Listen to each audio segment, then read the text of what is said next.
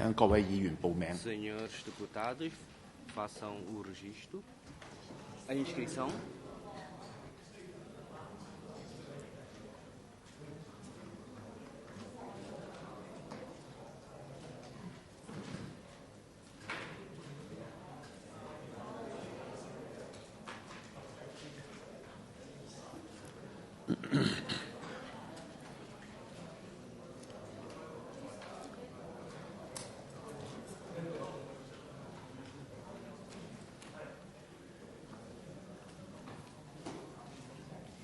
各位議員，現在我哋開會。 今日嘅議程呢係辯論運輸公務領域2015年度施政方針嘅政策。首先以立法會嘅名義，歡迎羅立文司長同埋各位官員列席今日嘅會議。現在請羅司長。 Agora vou passar a palavra ao Sr. Secretário para apresentar a área dos transportes e obras públicas. 立法會主席閣下，各位議員，大家午安好。 Excelentíssimo Senhor Presidente da Assembleia Legislativa e Senhores Deputados, eu vou apresentar o meu relatório em português. E ontem introduzi algumas alterações à minha apresentação e peço desculpas. Excelentíssimo Senhor Presidente da Assembleia Legislativa, Senhoras e Senhores Deputados, a nova fase de desenvolvimento que a REM enfrenta exige da tutela dos transportes e obras públicas uma maior capacidade de resposta às expectativas da população e às necessidades de uma cidade em constante crescimento. Cientes de que os trabalhos nesta área estão intimamente ligados ao dia-a-dia dos habitantes, estamos empenhados em encarar as dificuldades e o futuro com a determinação de criar bases sólidas para a melhoria da qualidade de vida da população e para a transformação de Macau numa cidade cada vez mais moderna. De acordo com as linhas de ação governativa traçadas por Sua Excelência o Chefe de Executivo e sob o princípio servir melhor a população com uma governação científica, definimos 3 objetivos primordiais para a área dos transportes e obras públicas que hoje temos a honra de apresentar a esta digníssima Assembleia. A definição de um plano diretor é a nossa primeira grande meta. Tendo em vista a melhor organização do espaço urbano, pretende-se dotar a REM de um instrumento de impacto de longo prazo que defina de forma clara e objetiva os princípios programáticos que presidem ao ordenamento do território. As normas regulamentares desse plano diretor resultarão da prévia definição de uma estratégia de desenvolvimento urbano com base em 3 grandes princípios orientadores, a saber: a REM e a adequada diversificação da sua economia, cooperação regional e desenvolvimento sustentável. A REM como Centro Mundial de Turismo e Lazer. A REM como plataforma de serviços de cooperação económica entre a China e os países de língua portuguesa. Logo após a definição dessa estratégia, sob a orientação do Chefe de Executivo, estaremos em condições de iniciar os trabalhos para a elaboração do plano diretor, procedendo com rigor a uma análise científica e à recolha das opiniões da sociedade. Será então criado um quadro legal que viabilizará nesta área da intervenção o princípio de governar de acordo com a lei e facilitará o planeamento e desenvolvimento futuros da nossa sociedade. Em segundo lugar, e ainda no corrente ano, vamos implementar soluções para resolver os problemas pendentes nos transportes e obras públicas. Nos últimos 4 meses, após a minha tomada de posse, não houve oportunidade de estabilizar a equipa de trabalho desta tutela, pelo que continuaremos a proceder às nomeações para os cargos de direção que ainda se encontram por preencher, logo que estejam reunidas as condições para tal. Tendo em atenção que algumas infraestruturas, tais como a central de incineração de resíduos sólidos, as estações de tratamento de águas residuais e outras instalações de proteção ambiental, já não acompanham o rápido desenvolvimento da cidade, iremos proceder de forma proativa a um planeamento que venha a dar resposta às necessidades futuras. Os atrasos e suspensões de algumas empreitadas de obras públicas merecem a nossa maior atenção, designadamente as obras da construção do Parque de Materiais e Oficina, da primeira fase do Sistema de Metro Ligeiro na Taipa, o Terminal Marítimo de Pacón, a habitação pública do bairro Tamanim Barbosa e de Monhá.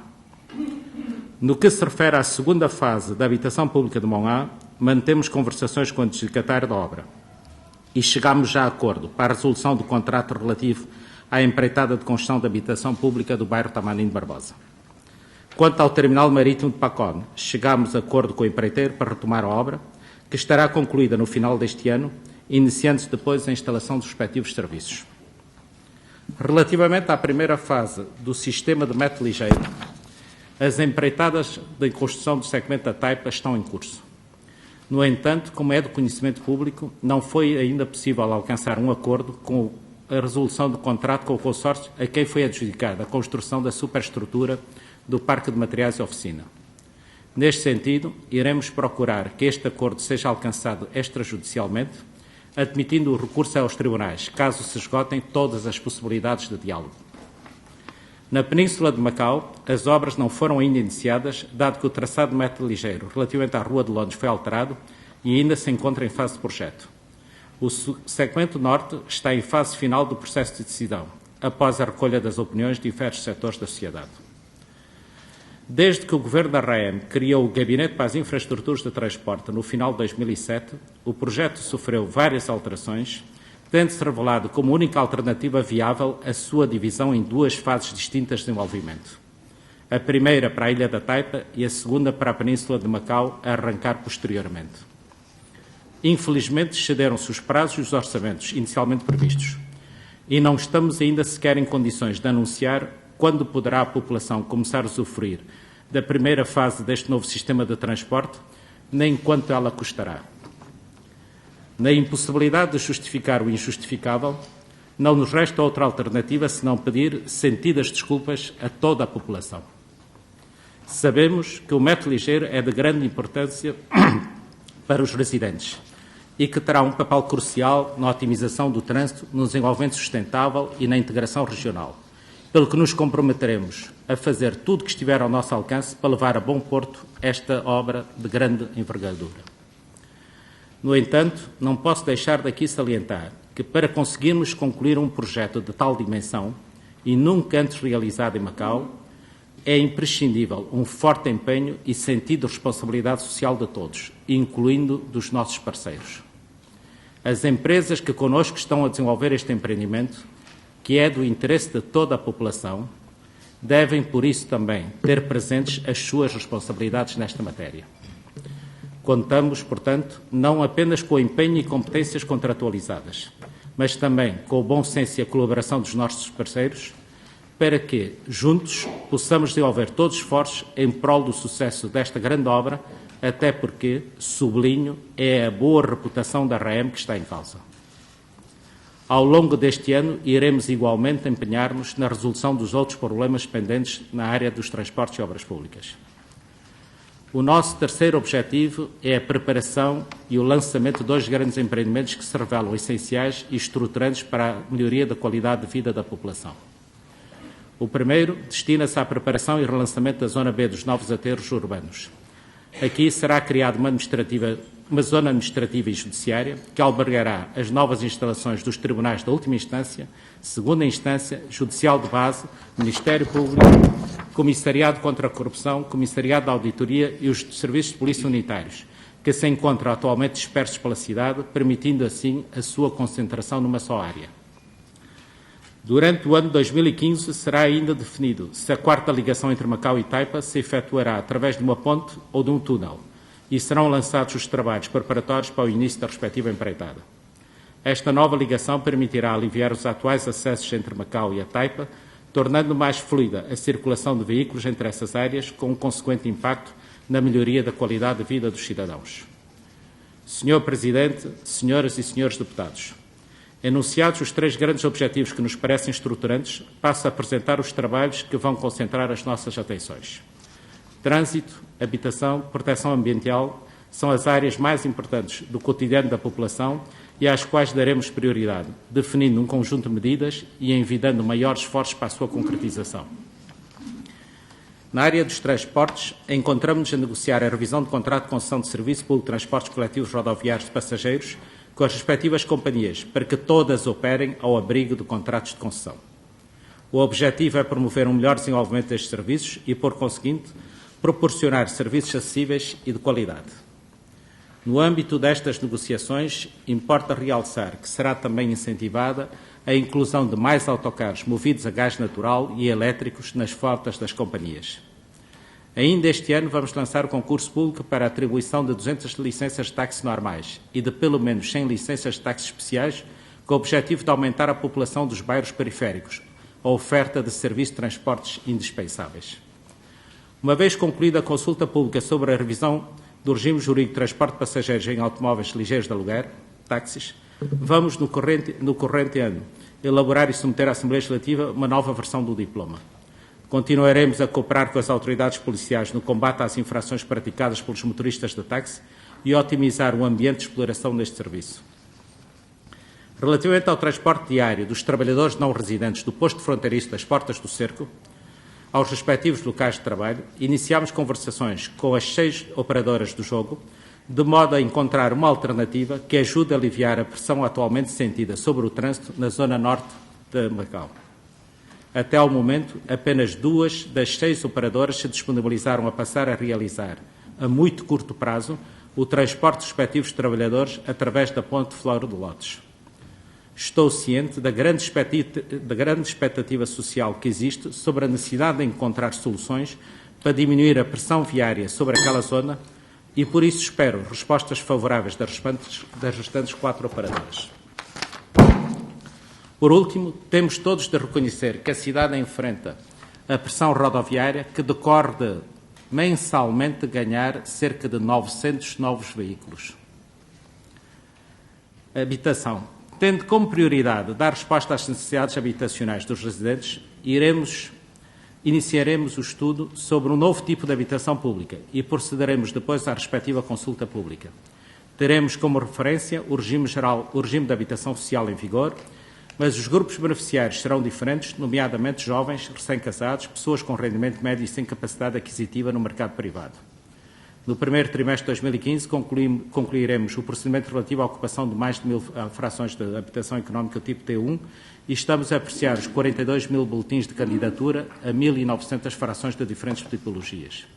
Iremos acelerar a revisão parcial da Lei de Habitação Económica com o intuito de encurtar o tempo necessário para a apreciação e de permitir a atribuição das frações o mais rapidamente possível.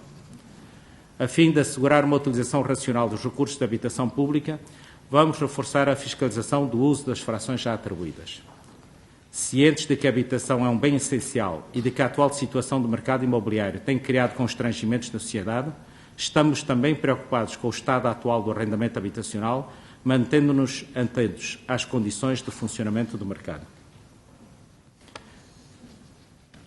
Na área do ambiente, considerando a proteção ambiental um fator indispensável na criação de uma cidade habitável, continuaremos a implementar o Planeamento da Proteção Ambiental de Macau 2010-2020, tendo como objetivo principal a melhoria da qualidade do ar e do ambiente. No âmbito do Acordo Quadro de Cooperação Guangdong-Macau, iremos promover a implementação do projeto de tratamento de materiais inertes resultantes da demolição de construções e de veículos abatidos. Prevemos que a obra das linhas de processamento da primeira fase das instalações para a seleção dos materiais resultantes da demolição e construções se inicie este ano na zona de aterro para resíduos de materiais de construção. Quanto ao tratamento de veículos abatidos, iremos também este ano concluir a elaboração de medidas e a construção de instalações relativas à proteção ambiental, passagem alfandegária e inspeção. Será ainda iniciada a construção de um depósito provisório e de um estabelecimento para pré-tratamento desses veículos. A fim de melhorar a qualidade do ar, vamos definir normas mais exigentes relativamente à emissão de gases de escape de veículos, bem como aperfeiçoar o regime de inspeção, fixar normas relativas à qualidade dos combustíveis e implementar a primeira fase de apoio financeiro para a eliminação de motociclos e ciclomotores de combustão interna a 2 tempos que são altamente poluentes. Iremos também estimular a utilização de veículos elétricos e outros ecológicos e procuraremos, na minha tutela, dar o exemplo. Concluída a consulta sobre as normas para o controle da emissão de fumos oleosos em estabelecimentos de restauração e bebidas e melhoramento do regime de regulação, encontramos-nos a analisar as opiniões e elaborar uma proposta final. Manteremos a cooperação com a província de Guangdong e Hong Kong no âmbito da monitorização da qualidade do ar na região do Delta do Rio das Pérolas e da prevenção e controle da poluição atmosférica.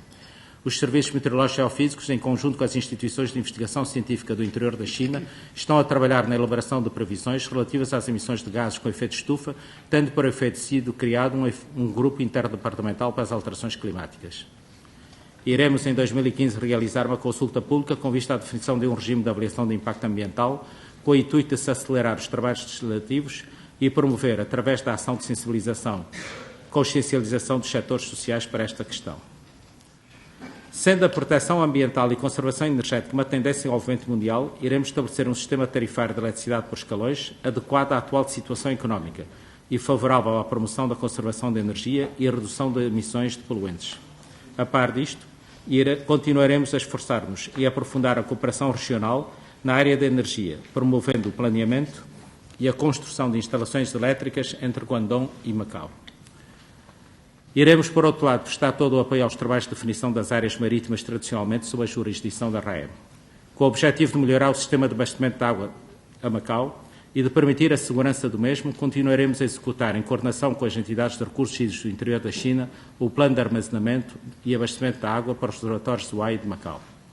Relativamente aos transportes marítimos, vamos preparar um projeto legislativo sobre a gestão e funcionamento dos terminais marítimos passageiros, estabelecendo regras gerais de funcionamento, gestão e exploração. Tendo em conta as políticas de transformação de Macau num centro mundial de turismo e lazer e da integração regional, vamos, no corrente ano, concluir o relatório da atualização do Plano Geral de Desenvolvimento do Aeroporto Internacional de Macau. Também este ano vamos finalizar os trabalhos relativos ao licenciamento de serviço de comunicação móvel da nova geração 4G. Procederemos a alterações aos regulamentos de serviços públicos e correspondências postais, correio rápido, encomendas postais e continuaremos a promover a generalização do conhecimento científico em Macau. Senhor Presidente, senhoras e senhores deputados, a sociedade atravessa um período de progresso e mudança, não sendo de estranhar que as exigências dos residentes relativamente aos serviços desta tutela sejam cada vez maiores.